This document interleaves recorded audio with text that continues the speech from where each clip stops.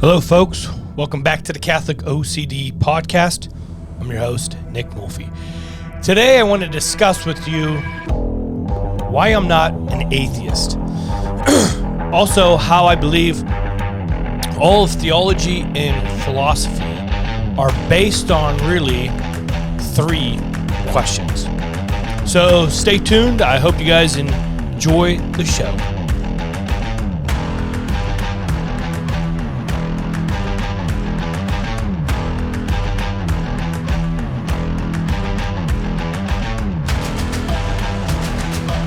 All right, well, I want to thank you guys again for joining in to the show. Don't forget to like and subscribe if you guys enjoy this, get more content. So I think this is an important question. These are actually very important sets of questions. Atheism versus theism. That really is the question, right? Some of you might hear sometimes people use the word theism and think that somebody means atheism, but it's actually the opposite case. So like if you might have heard me on the podcast describe myself as theistic, a theist is coming from like the word theos, which is where we get the word God. A theist is somebody who believes in God. An atheist is someone who doesn't believe in God. The way you know this is a kind of an important thing. So in Greek, whenever you sometimes when you put the letter A before a word, it actually means like non or anti. So example would be somebody could be sexual, but if somebody's not sexual, they could be known as asexual. Somebody who believes in truth, the ancient school of thought of people who believed in the secret knowledge, the word for knowledge is gnosis. These were known as Gnostics. But somebody who doesn't believe that there's enough evidence to prove that there's an existence of God, this is an agnostic. Okay, so a theist is somebody who believes in God, and then when you add that A in front of it, that's how you get an atheist. That has really nothing to do with the show, but I just thought I would clear that up. So, why do I believe in God? And when you study history, whether you look at the insights that people have from Buddhist traditions, from Muslim traditions, even when you look at the ideas of philosophy and virtue, whether it's the Stoics or the Epicureans or Socrates, when you look at Christianity or Judaism, I think that as we study theology and philosophy, I think that in order for us to arrive at the truth, which I believe to be Christianity, I think that all of this follows up with three questions. And these three questions are something that we have to ponder. And especially the first two, are things that every human ponders. And then how you answer the first two depends on whether or not you arrive at the third question. So what are these questions? Well, the first question is this.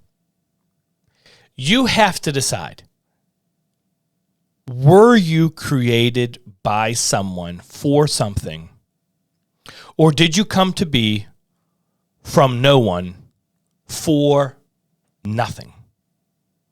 Think about that one more time. You were either created by someone for something, or you came to be from no one for nothing. We're talking about the idea of purpose. Like, is there a purpose for you to be here?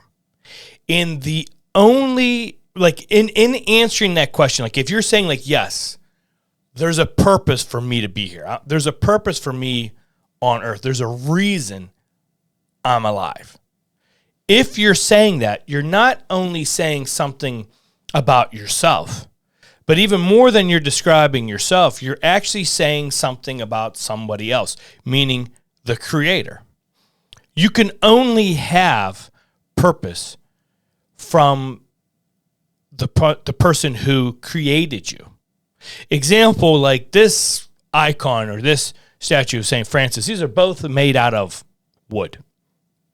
Now, the understanding is if you just were driving down the street and you looked at a tree branch, or you saw some, just scrap of like 2x4 that's, out in somebody's yard or whatever, you might think, like, yeah, there's really no purpose for that there. It's something that's, uncarved. Nobody really did anything with it. Obviously, when you look at this icon, you look at this statue. Well, now what happens is the different beauty that's in this artwork not only shows you or emphasizes the beauty that these have compared to just the dead tree branch, but it really shows you that their beauty comes from somebody, from a creator of this artwork. We could all look at these and definitely know without a shadow of a doubt that somebody created this. We understand these had a purpose. Somebody who made these had something in their mind when creating this artwork, and this is why this artwork looks different than just an untouched piece of wood. If you believe that you have a purpose in your life, if you believe that you have a reason for you to be on earth, a reason that you exist, then that means that you're saying that somebody created you. Because you cannot have purpose without a creator. Now, you can have goals. You could say, well, I'm an atheist, but I believe I have a purpose in life. Wrong. That's wrong. You don't. If you're an atheist, you might have a goal. You might have a desire that you want to do. You might have something that you want to contribute, an ideology that you've maybe thought of yourself that you have chosen to take on. But you would never say, well, this is why I was created. Because your desires, your will, your choice to do this goal or that goal, those come after you come into existence. They don't precede you coming into existence. You don't get to say, like, well, I know when I exist, I'm going to make sure that I exist so that I could do this or I could do that or I could feed the hungry or take care of the poor. You can't say that because that would mean you would have had to exist before you existed. You didn't get to will yourself into being. Only God gets to do that. Only God exists because he wills himself to be. This means that if you're saying, I have a purpose, you're saying somebody or something made me exist.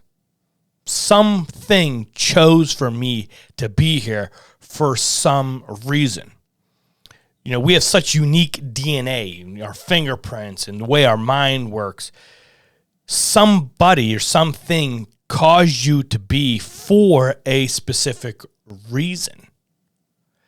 That is a really big deal in how you answer this. If you're saying that I have a purpose, that means you're saying somebody created me for something, and the idea is that you're really going to find happiness and fulfillment in life by discovering what that purpose is and living that out.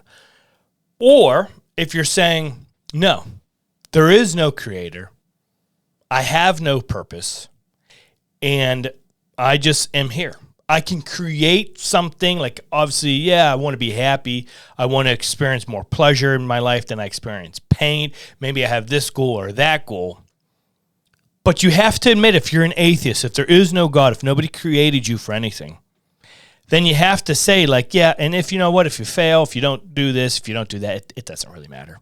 Nothing really matters. There's no purpose for you to even be here. It's just about, satisfaction and you trying to be happy. Nobody would care if you weren't born. Nobody would care if you weren't here. Like, it's nothing really matters. In 100 years, we're all going to be dead. It doesn't really matter. Your whole existence is based on how you will feel temporarily during this life.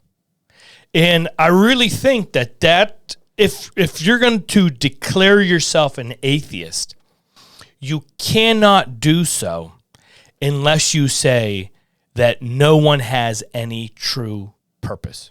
There is no reason for us to be here. If you have kids and you look at your child, you have to say, this child has no purpose. Maybe you're happy they're here. Maybe you have goals and hopes for that child, but you have to say they have no purpose for them to be here, because you don't get to create a children. You can father or mother a child, but you don't choose what sex that child's going to be. You don't choose how tall they're going to be, what color hair they're going to be. You don't get to choose this stuff. You don't create your child. We're used in the process of making this child, but we are not our children's creators. So before you can call yourself an atheist, you have to say that there is no purpose for anything. There's no purpose for the world. There's no purpose for your kids. There's no purpose for you to be here. It doesn't really matter. You might have desires or goals, but there is no purpose. So that's question number one.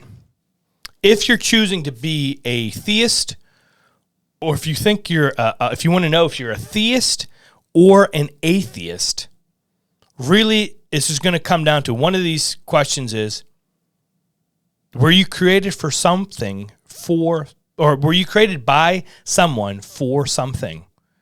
Or did you come to be from no one for nothing? That's question number one. Question number two is the idea of, is truth in morality objective or subjective? What I mean by that is this. Is something right because it's right? Or something right or wrong depending on how society views it? Like, is there actual absolute truth? Or is truth just this idea of like, well, truth is whatever we say it is? So the idea becomes of like, when you look at morality, right and wrong, when you look at the idea of evil and good, because you have to understand, if you're an atheist, if you're proclaiming to be an atheist, you cannot be an atheist and believe in absolute truth. You cannot believe in absolute morality. You can't believe in good and evil. Sometimes I'll talk to atheists, and they're like, oh, that guy's evil who did that thing. I'm like, whoa. You don't get to do that. You don't get to say something or someone is evil if you're an atheist, because you can't say that there truly is good and evil. So example, like if you look at, let's say, the Holocaust, and you look at Hitler with his eugenics idea, you could look at that and be like, okay, well, if our goal was just to make society stronger, just to speed up the process of evolution of the human being, you look at Hitler and you're like, is it really wrong for him to try to extinguish the handicapped and the disabled in order to allow more healthy and strong people to reproduce, and therefore to draw or to make a stronger, healthier human race? The example would be this. What would happen if you never allowed blind people to mate? If you never allowed people who had cancer to mate? If you never allowed anybody that had any defect physically, mentally, to mate, and you only allowed the healthy people to reproduce?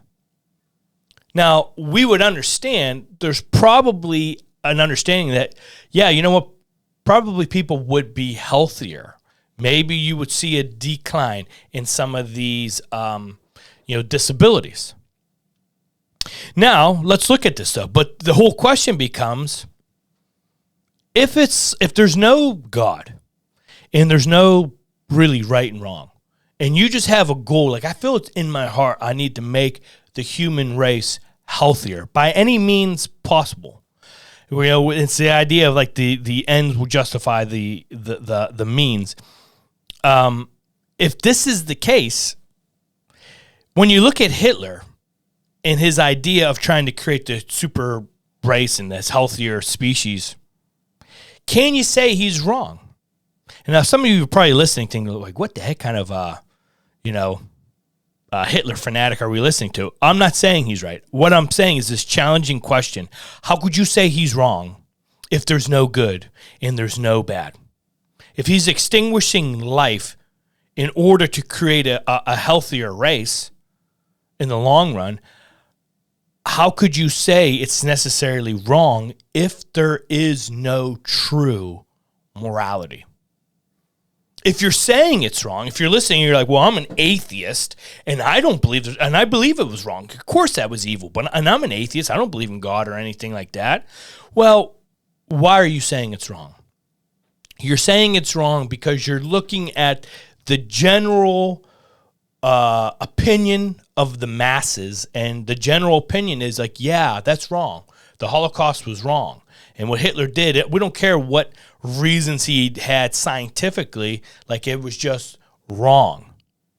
But, like, it's funny, like I'll hear people like, oh, of course that was wrong. You can't just kill people just, for health reasons or this or that. And then they're like, yeah, so anyways, yeah, I'm really pro-choice. I'm really pro-choice. And it's like, okay, why? You're just being influenced by society. But what happens if you actually believe that there is true morality? Then the understanding is, well, wait a minute, all of these people, I don't care if they're in a wheelchair, if they're blind, if they're deaf, I don't care if they have no arms and no legs and no head. These people are created in the image and likeness of their creator. Therefore, their creator is in control of their life, not you. You don't get to extinguish people's lives for any reason. I don't care what the purpose is. And we can look at that and say, well, based on true ethics and morality, Hitler is wrong. I don't care what he wanted to do or what his end goal was. He was wrong. So what I'm saying is we have to decide, like, should our morality be based on what the common opinion is of the world? Which, to be honest with you, the morality based on the common opinion of the world is like a fart in the wind. It changes every 5 seconds. It's just, this is right, now that's wrong. So it's the idea of, like, you look at slavery. Obviously, there's a time in America where there's a lot of people like, yeah, I'm cool with slavery. Yeah, that's cool. And then it gets to the point of like where you see that obviously now it's like, yeah, everybody would say slavery is wrong. The question becomes, is slavery wrong now because this is what everybody says? That slavery is wrong and that's the common opinion. 99% of the population believes slavery is wrong. Is that what makes it wrong? Or is actually capturing somebody and basically using them as a slave and abusing them and whipping them and doing all this, is that wrong just because it's actually wrong? Like, the morality of slavery is just wrong, period. So, or is it that it's just, well, we as a society think it's wrong? That's a really big question. Because you could see in our world, you look like, I'm not that old, I'm 40. But like when I was 15 or so, like I never would have imagined seeing all the transgender stuff or like on TV or anybody arguing of like, well, can a man swim in female swimming competitions if he says that he's a female? Like we have schools around here that are literally having to put kitty litter boxes in their school because there's kids who are saying that they're cats. This is the question of like when you get rid of the idea of objective truth, you're left with subjective truth. And what subjective truth becomes is no truth at all. It means there is no truth, right? So are you a cat or are you not? Well, we don't know. Are you a woman? Can you even tell what a woman is or what a man is? No, we don't know. You know what?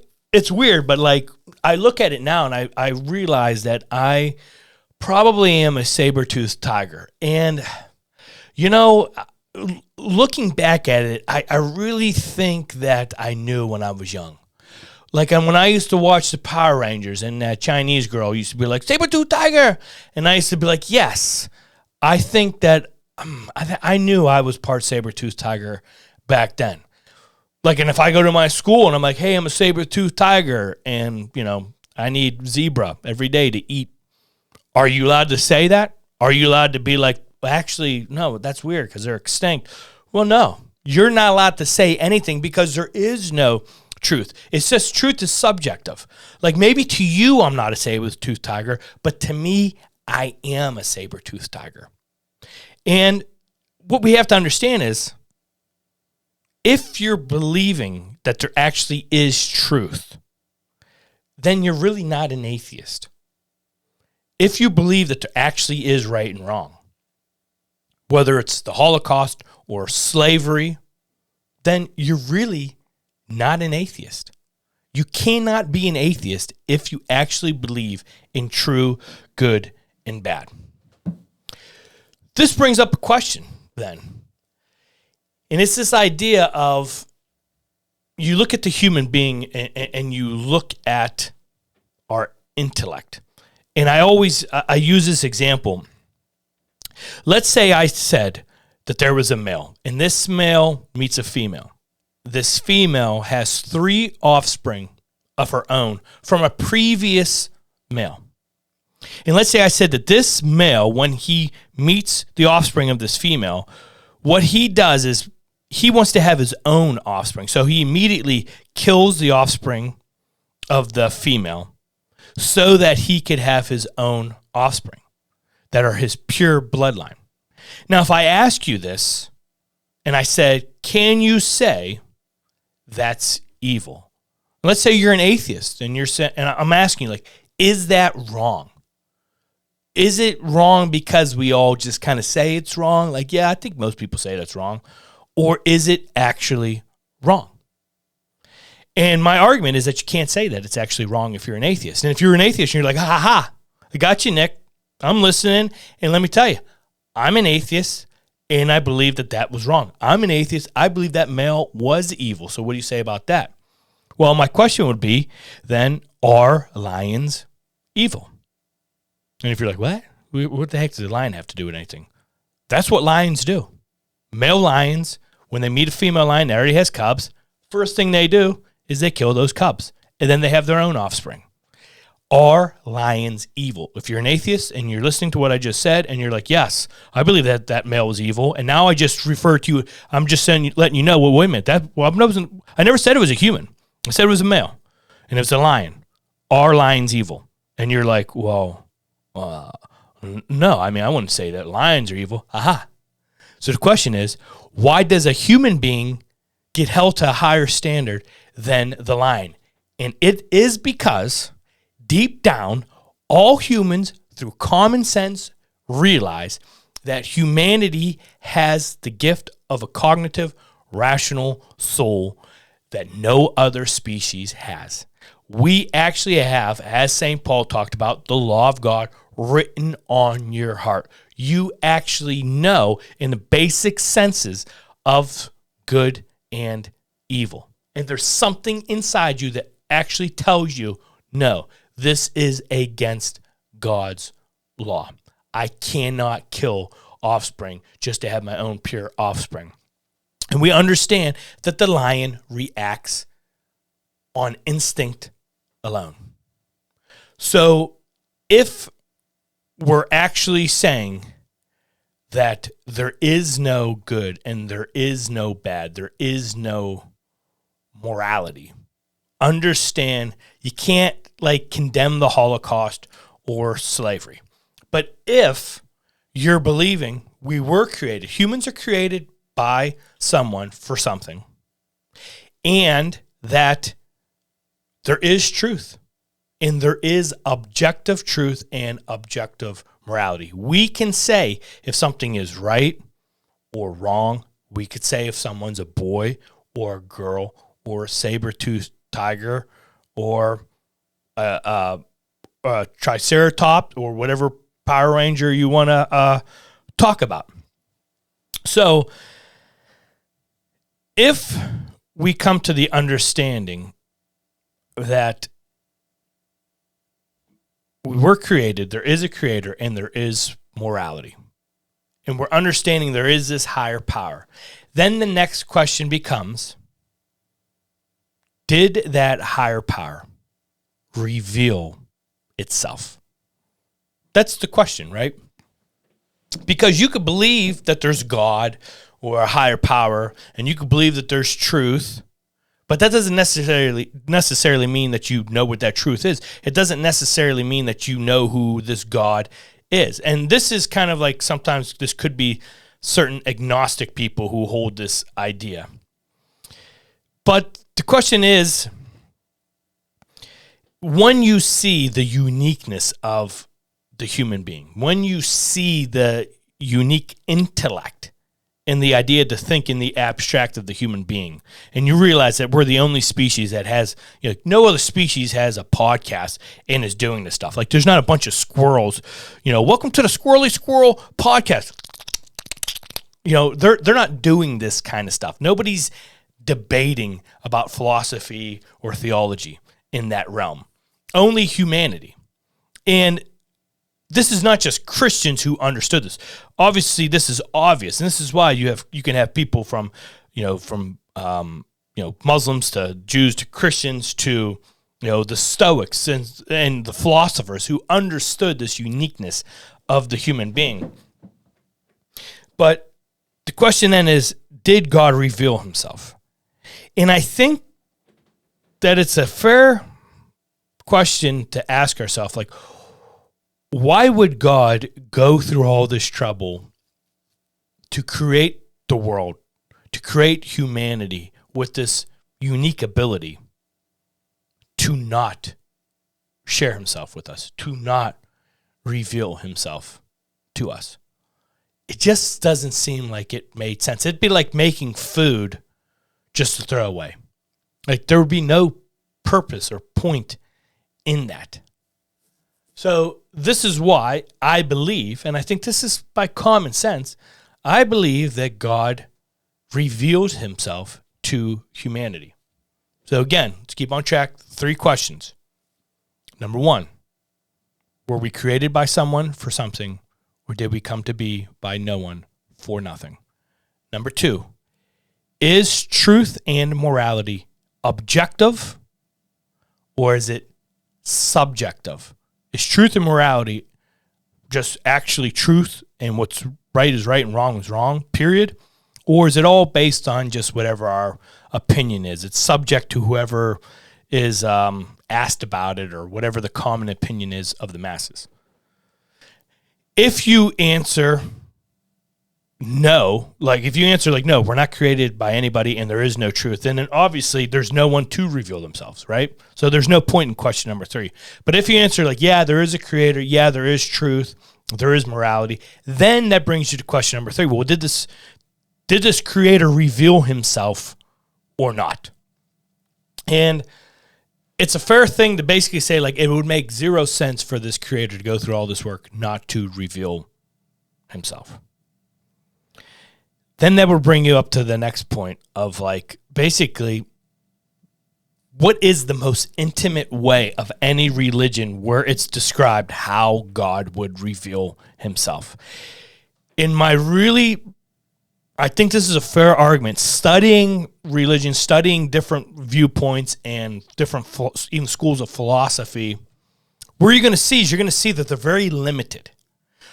All religions kind of stop at a certain point. They kind of stop and like God reveals himself somewhat, and then he kind of stops. Like if you look at like the Stoics, like yes, God reveals himself through common sense, but like as far as like supernatural revelation, supernatural like communication with humans, like this divine intervention, no. Like God doesn't do that. Like that's how a lot of our founding fathers thought that same way.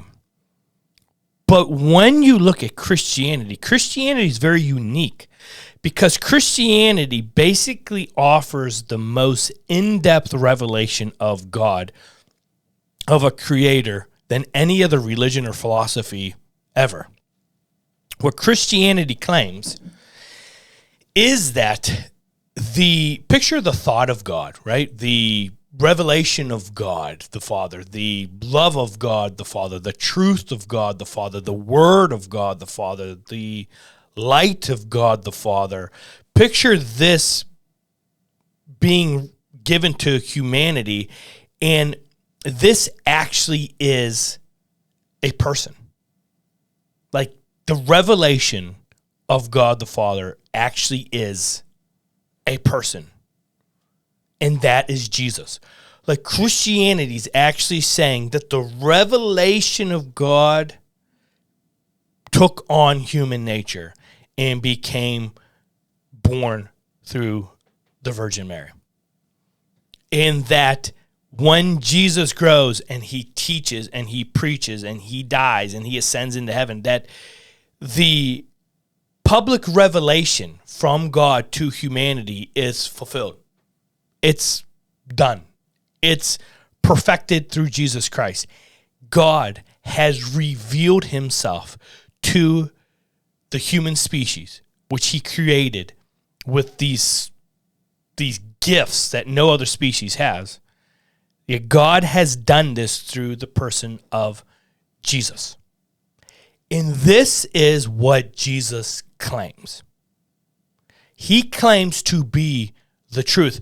Especially if you're reading the Gospel of John with the great I ams. Like Jesus is saying like, I am the way. Like I am the truth. I am the life. I am the light of this world. This is what Jesus says. He makes this claim that he is divine, that he is the revelation of God to humanity. That's why he is the only mediator between God and man, because he is the only one who is both. And when Jesus comes and reveals this truth, there's a lot of people who hold on to the subjective idea of truth, and you know what? They don't like somebody telling them what they should believe and what they shouldn't believe. They don't like somebody telling them what is right and what is wrong. And that's why they kill Jesus. That's why he dies. And when you look at even Jesus standing before Pontius Pilate, so Jesus is arrested. These people, they want him dead. And he's standing before Pontius Pilate. This is in the Gospel of John. And in the Gospel of John, this is chapter 18. I'm going with verse 37. So Pilate said to him, "Then are you a king?" Jesus answered, "You say I am a king. For this I was born, and for this I came into the world, to testify to the truth. Everyone who belongs to the truth listens to my voice." Pilate said to him, "What is truth?" What is happening here? Jesus, Pilate, picture Pilate, he's in this territory. He probably doesn't want to be there, but he's in charge of, this territory of all the Jews. Now, this guy, he's heard, there's Jewish religion. We know they believe this. And being a Roman in position, he would have been familiar with the different schools of philosophy, whether it be Cynicism or Stoicism, Epicureanism. He would have been familiar with the Greek and Roman gods. He would have been familiar and understanding, listen, I've been to a lot of places. I've traveled. And there's a lot of people saying, well, I know the truth. I know what's right and wrong. Listen to me. Follow me. I'm the guy. And this is where Pilate's kind of like, listen, I got to call bullcrap on the whole thing. I probably don't believe in anything. And yet Jesus is saying, not I know the truth. He's saying, I am the truth. In John, he says, I am the way, the truth, and the life. No one comes to the Father except through me. This is a very bold claim. Jesus is not just saying that he knows the truth or teaches the truth. He's saying he is the truth. There's no greater revelation from God offered to humanity than that which is found in the Christian religion. That the truth, that the revelation of God, the life of God, the light of God, the love of God actually takes on human nature, becomes one of us, comes to earth, actually teaches us, not only teaches us, but dies for us. Nobody does this. No religion goes this intimately to actually saying that the truth is not something but someone. And this brings you to the understanding of when we look at Jesus, it brings us to our decision of the three choices of either he's a liar, he's a lunatic, or he's the Lord. Because Jesus claims to be the Lord. He claims to be divine. He claims to be the truth. He claims to be the only way. He claims to be the Son of God. He claims that you're going to see me seated at the right hand of God the Father. He claims all of this. I don't care if he healed people, if he did a nice thing, if he taught good stuff, and you're, yeah, that's pretty wise, that's pretty good. If he does all this great stuff, and yet he says that he's God and he's not, then it either means he's a lunatic, which means he thinks he's God, but he's not, or he's a liar. That it's all show. He's using all this for profit. But what we understand is Jesus believes it. So he's not a liar. He believes it because when he's presented with death, Jesus chooses to proclaim the truth and die rather than lie and live. There's nothing to gain by going to the cross if you're just a liar. And when you look at him as a lunatic, you have to ask yourself, if there is truth and it's not revealed through Jesus, then where is this truth revealed? In what more intimate way than Christianity? Because I would argue that there is no more intimate way that God has revealed himself to humanity than what he did through Jesus Christ. And for this reason, really, I just find myself not being able to be an atheist. It just doesn't make sense. Why only humans given this gift? Why? Are we the only ones who could ponder about this stuff, about right and wrong, about morality, about virtue, about religion, about philosophy? Why are we the only ones who are able to do this? And this is something that really makes me understand that there's got to be truth. And that's why we understand that a praying mantis can mate with the male and eat his head off. And we're like, yeah, that's cool. There's nothing evil about that. Why? Because we understand they're not given that gift. A male lion can kill the cubs. We're like, yeah, that's cool. You're not a human. But we understand that humans are held to a different standard. And if that standard is not anchored in the truth, then what we're going to see is what we see going on right now, where all of a sudden, like as the scriptures say, that good will be called evil and evil will be called good. Well, guys, I hope that this little talk here made you ponder a little bit. This is just my own thoughts of like, why is it that I believe that there is a God? Notice this isn't even getting to the whole first cause idea and some of the metaphysics that get behind it, which we'll get into on another time. But I hope that this made you ponder, and if you got any comments or whatever, make sure you leave in the comment section. All right, guys, I'm your host, Nick Nolfi. Thanks for watching the Catholic OCD Podcast. See you next time. Peace.